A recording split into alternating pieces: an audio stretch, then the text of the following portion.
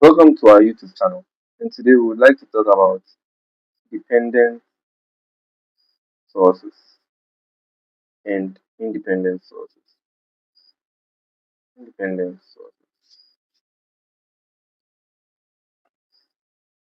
Okay, when we talk about a dependent sources are active elements in which the source quantity is controlled by another voltage or current. So this independent source is being controlled by another voltage or current in the circuit. So dependent sources are usually represented in diamond shapes.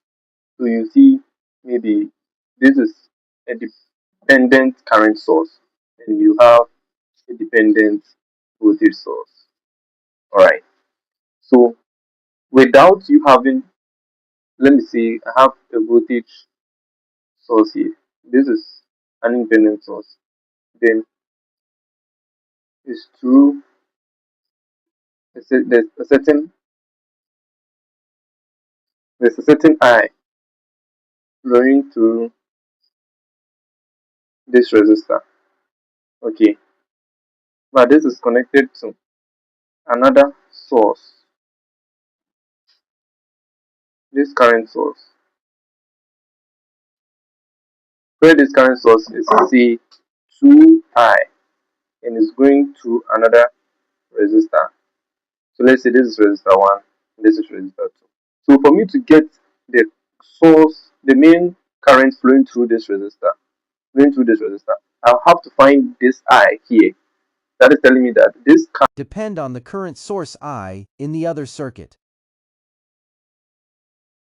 but let's talk about independent source. For an independent source, for an independent source, you don't need any source to help you calculate anything. So that one is always in the circular form here. So it can be this or that. So I can see my current source connected to maybe a resistor and resistor 3. And that's all. So I go straight ahead. Maybe this is a 5 amps current source and this is maybe a 3 ohm resistor. So if I'm to find the voltage, just my V equals IR, as you know in Ohm's law. That is all. So I would like us to solve a question so that we'll be clear. Okay, so let's take this example to get a better understanding of our dependent and independent sources. Okay, so here we can identify our dependent and independent sources due to the shifts in which the sources are. So I can see this is a current source and that is a voltage source. But what kind of source is it? This is an independent source and that is a dependent source. So the our question is find the voltage being across the 5 ohm resistor. So with this 5 ohm resistor, we want to find the voltage across this 5 ohm resistor.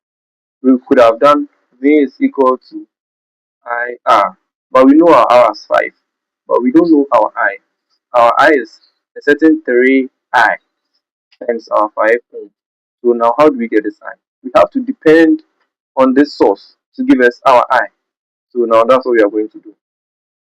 Okay, so our solution. Now we can see that these two resistors are in parallel. So we solve for, let's say, the equivalent resistance for the 3 and 6 ohms is going to be the product over the sum. So it's 18 over 9, which will give us 2 ohm. And this 2 ohm becomes in series with this 2 ohm. Then now the total resistance become, so let's say our total resistance becomes 2 ohm resistor in series with another 2 ohm resistor, which gives us 4 ohms. Now we can use our V is equal to IR since all the circuits have become in one. So our volts, we want to find our current, our total current flowing through. That's 24 over the total resistance 4. That's 6 amps. Okay. So now that we've gotten our 6 amps, let's see something here. This I, this I is flowing through only the 6 ohm resistor. So we know when the current flows through this junction, when the 6 amps flow through this junction, it will split to this and it will split to that. So we can use our current division to solve this issue. So for our current division too, we can say current division, we can say our I is equal to what's the our opposite resistor is the 3 ohm. So the 3 ohm over the sum of the resistors multiplying the total current with the 6 amps. Okay.